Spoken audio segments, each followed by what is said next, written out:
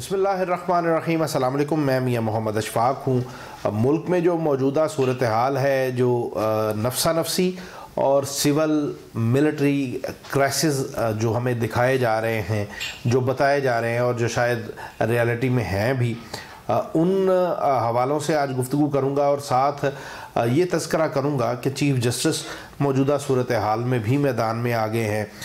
वो कैसे इस सूरत हाल में अपोजिशन के लिए जो है वो एक दर्द सर बनने जा रहे हैं और सीसीटीवी ने कौन से राज जो हैं वो आया कर दिए हैं। सिविल कपड़ों में जो मलबूस शख्स था वो कौन था, क्यों ये सारी यूँ समझ लें कि एक इंतशार की कैफियत है बनी है, इसके ज़िम्मेदारान कौन है, ये सारी बातें आपसे शेयर करूंगा। लेकिन आगे बढ़ने से पहले आपसे गुजारिश है कि फेस ऑफ पाकिस्तान को सब्सक्राइब करें, बेल आइकान को क्लिक करें, कमेंट सेक्शन में अपनी राय का इजहार कीजिएगा और अगर आपको वीडियो पसंद आए तो उसे लाइक और शेयर ज़रूर कीजिएगा।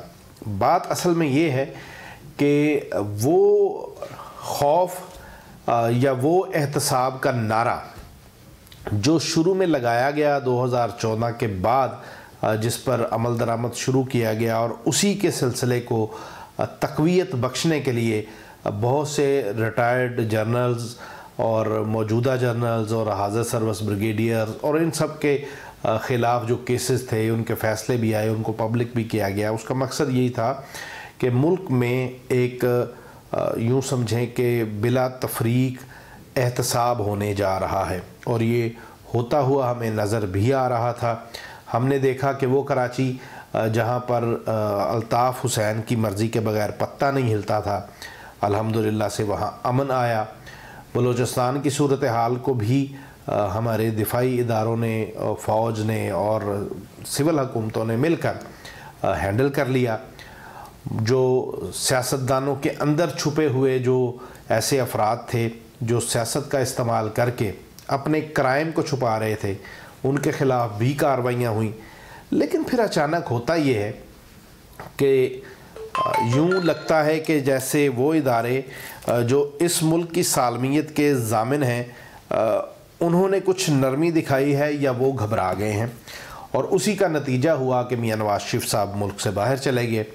और अब जब से ये सूरत हाल बनी है उसके बाद से ये हमारे सियासतदान चढ़ाई किए हुए हैं और फ़ौज अपना दिफा कर रही है और दिफा करते करते अब नौबत यहाँ तक पहुँची है कि पुलिस भी अब अपनी पावर दिखा रही है या पुलिस के ज़रिए सियासतदान अपनी पावर दिखा रहे हैं और फ़ौज को बता रहे हैं कि यूं भी हो सकता है।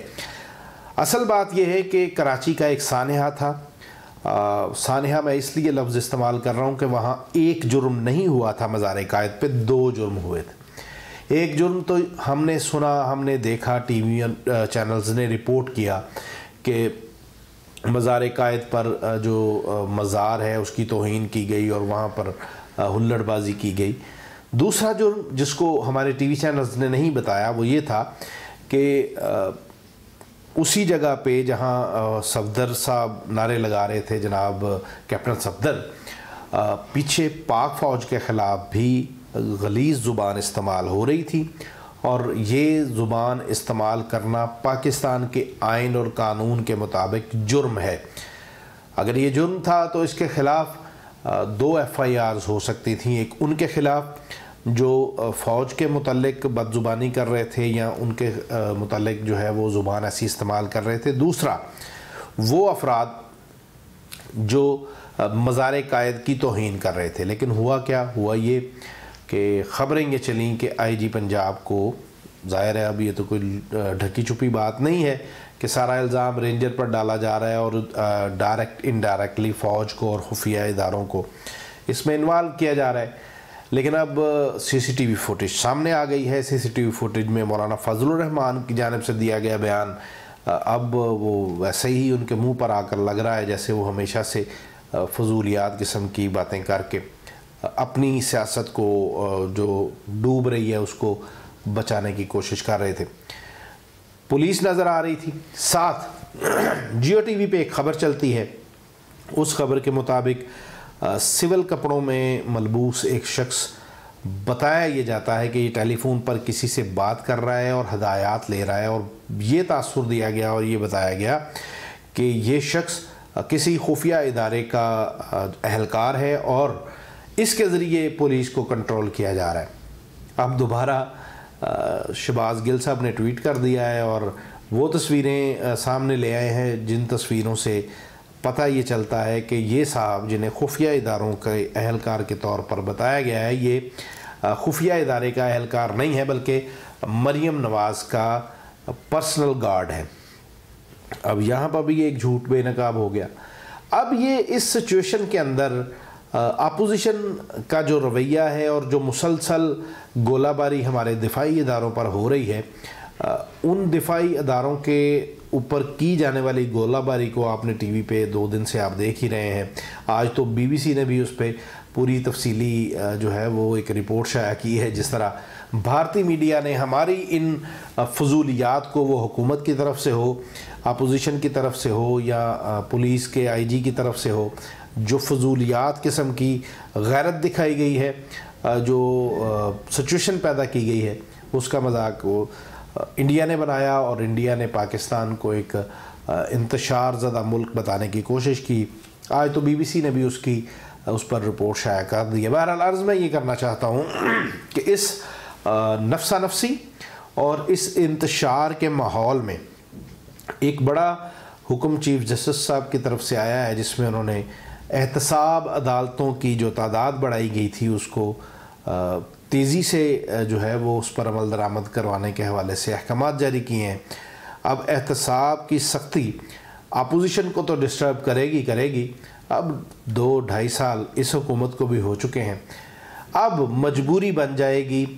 ہو نہیں سکتا کہ اب حکومت میں موجود اہلکار، حکومت میں موجود ان کے بیوروکریٹس، حکومت میں موجود ان کے وزراء اس احتساب کی چکی سے بچ سکے۔ ابھی ہو یہ رہا تھا کہ چونکہ عدالتیں کم تھیں، 2 عدالتیں تھیں اسلام آباد پنڈی میں، اب کیسے یہ کیسز آگے چل رہے تھے، اس کی سپیڈ آپ اندازہ کر سکتے ہیں کہ جب ہزاروں کی تعداد میں مقدمات ہوں اور عدالتیں نہ ہوں تو وہ مقدمات جو اقتدار میں نہیں ہوتے وہ اوپر آ جاتے ہیں، جو اقتدار میں ہوتے ہیں وہ پیچھے چلے جاتے ہیں۔ تو اب چونکہ تعداد بڑھ رہی ہے اور اس تعداد بڑھنے سے اپوزیشن کے لیے بھی مشکلات پیدا ہو رہی ہیں اور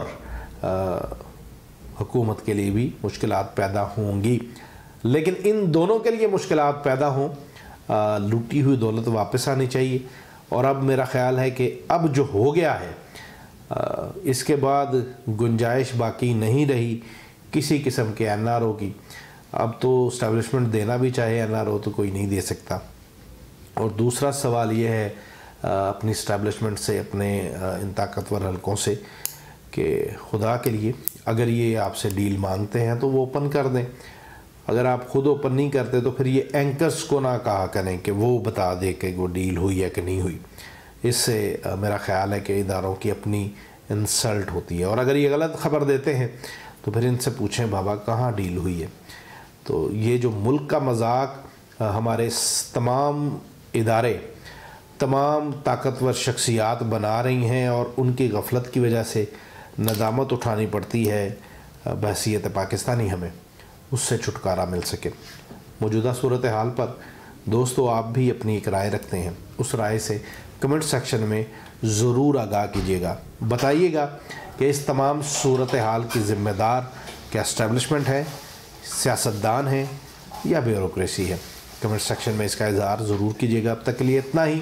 اپنی تنہائیوں، اپنی محفلوں اور اپنی دعا میں ہم سب کو یاد رکھیے گا۔ اللہ حافظ۔ ویڈیو کو لائک کریں، شیئر کریں، فیس آف پاکستان کو سبسکرائب کریں اور کمنٹ سیکشن میں اپنی رائے کا اظہار ضرور کریں۔